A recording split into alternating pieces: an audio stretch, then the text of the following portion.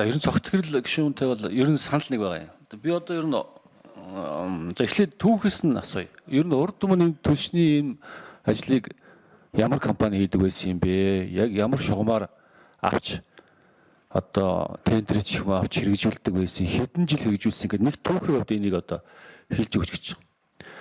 Хоёрдугаар одоо Орос Монголын ахаад нэг хамтарсан компани байгуулах юм байна л да.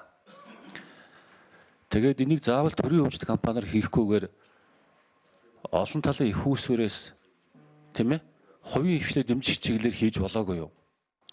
Тэг бид нар бүх юмыг төр авч хийн гэдэг одоо зүйлээс ангижрах ёстой гэж би үзэж байгаа юм. Тийм учраас одоо энэ заавал төрийн хөгжил компани хувийн хвшлээ итгэдэггүй нэг тийм сони юм одоо гарч ирчих гээд байгаа юм л да. Тэгэхээр энэ хувийн хвшлэр хийлгүүл яасан бэ гэсэн юм хоёр дахь санал байгаа юм. За ер нь Монголд одоо баригдаж байгаа тэр нэртэй үйлдвэр чинь энэ түлш мүш хийх юм уу, хийхгүй юм уу? Тэр ер нь яг ямар учиртай үйлдвэр юм бэ? Зүгээр үзэгслийн юм уу, ямар учиртай? Тэрийг одоо бидэрт хэлж өгөөч. Ер нь бол онгоцны түлш мэдээж стратегийн том бүтээгдэхүүн байх. Гэхдээ болж игэл олон их үүсвэрээс, олон талаас зах зээлийн гормоор одоо ингэж авдаг байвал нэг болсон ба нэг өдөр нөгөө онгоцныхоо түлшийг за чи ер нь дургуур гэдэг би чамд өгөхгүй гэвэл яах вэ? Тэ. Тэр хэдүүлээ бас нэг юм 2-3 талтай харилцаатай дээр нь хувийн хвшлэрээ тийм уян хатан менежментийг хийлгсэн ийм чиглэл рүү явал яасан бэ гэсэн надад ийм 3 асуулт байна. За энийг хариулж өгөөч. 3 номер Туван сайд хариулна. Алдарч хөлн гишүүний асуултанд хариулъя. За өмнө нь хувийн хвшил хийжсэн компани нэр нь Мэрэгван. За тэгээд бас одоо та бүхэнд сонсогдсон байх тодорхой асуудлууд, шүүмжлэлүүд үүссэн онгоцны түлшний үн бол нэлээдгүй хэмжээгээр нэмэгдсэн.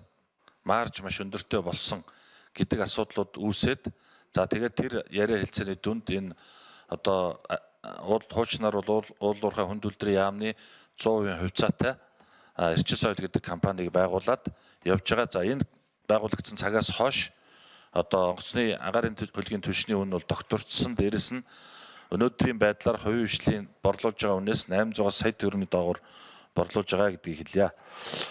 За мэдээж хувийн хвшлээ дэмжих бодлого байлгүй яхав. Тэгвэл бид нар энэ дээр бас нэг онцгой нөхцөл байдал дээр төрийн гэдэг одоо бас зүйл байж докторжуулах хангамж аюулгүй байдал гэдэг асуудлуудаа бас төр нь аваад явах асуудал бас давхар байгаа гэдгийг хэлье. Газрын засаг боловсруулах үйлдвэр яг эд одоо ажил дээр явж байгаа 28 оны эхний удирдалд энэ үйлдвэр ашиглалтанд орж эхний бүтээгдэхүүнээ нийлүүлнэ. За саяхан бас би энтгийн элчин сайдтай уулзсан магадгүй бас 27 оны одоо сүүлийн хагаст бүтээгдэхүүнээ гаргах юм төлөвлөгөөтэй явж байгаа. Саяхан үйлдвэржилтийн бодлогын байнгын орооноос 12 гишүүнтэй ажлын хэсэг очиж ажилласан. За энэ дотроос бас одоо манай байнгын орон дарга энэ төр очиж ажилласан. Тэгээд дүгнэлт бол нэлээд эерэг гарсан. За тэр нефтийн одоо нөөцтэй холбоотой түүхийн тосны нөөцтэй холбоотой асуудал бол цэвэр манай яамны хариуцах асуудал байгаа. Тэгэхээр энэ дээр бол бид нар нөөц хангалттай байгаа олборлож байгаа компаниудтайгаа хөрөнгө оруулалтыг нэмэгдүүлж 1 сая 500 мянган тонн жил олборлох асуудал руу нэлээд өндөр түвшинд бид нар яриад явж байгаа гэдгийг хэлье. За тантай 100% санал нэг байгаа нь олон их усүрээс өөрөөр хэлбэл үндэсний аюулгүй байдалтай холбоотой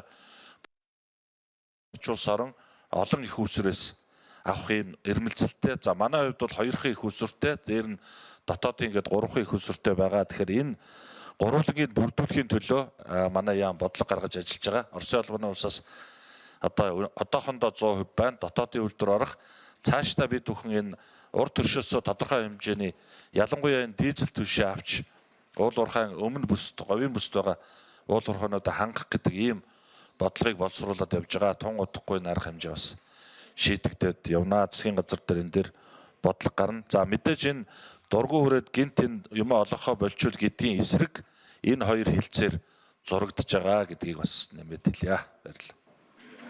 За та бүхэнд энэ өдрийн мэндийг хүргэе. Аж үйлдвэр эрдэс байлгийн яамны газрын төсний бодлогын хэрэгжилтийг зохицуулах газрын дарга гишгтлээ. За энэхүү хилцээрийн эхлэл нь бол 2018 онд тавигдсан. За Чингис хааны нисэх онгоцны буудал ашиглалтанд орохдоо зэрэгцээс шатхуун хангамжийг ямар их усүрээр нийлүүлэх вэ гэдэг асуудал яригдсан. 2018 онд Дорны эдийн засгийн форум Владивосток хотод очсон. Тэр үед Монгол Улсын ерөнхийлөгч олон холбогдох сайд нар хамтдаа очсон. Зам тээврийн сайд Орос улбооны улсын Роснефть компанитай уг шатуун хангамжийн байгууламжийг шатуунаар хангая гэдэг анхны санамж бичгийг үзгэлсэн байдаг. За түүнээс хойш төр засгийн тэргүүнүүд өндөр дэд хэмжээний уулзалт айлчлалын үеэр энэхүү асуудал байнга ярианы сэдвүүд орж яригдж их явж байсан. За энэ 2022 онд байгуулагдсан санамж бичиг бол яг Орос улбооны улс Украин улс хооронд өмнө нь бол Сод Монгол компани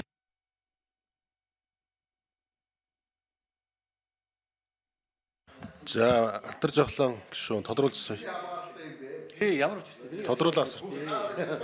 За би ингэ дахиж асууж өгье. За өмнө одоо энэ түвшний онгоцны түвшийг ямар компани яаж одоо нийлүүлж ямар одоо арга замаар энэ эрхийг авч эзэмсэж ийсэн бэ гэдэг асуултыг та бүхэн Монголын ард түмэнд хэлээд өгч хэл дөө. За 4 номер тодорхой хариулъя. За Сод Монгол компани охин компани Мэрэгван компани Орос улбооны улсын Роснефть компанитай хамтарсан компани байсан. Тухайн үеийн одоо тендерийн тухай хуулиар буян тухай одоо нисэх онгоцны бодол шатгуун нийлүүлэх эрхийг авч нийлүүлдэг байсан.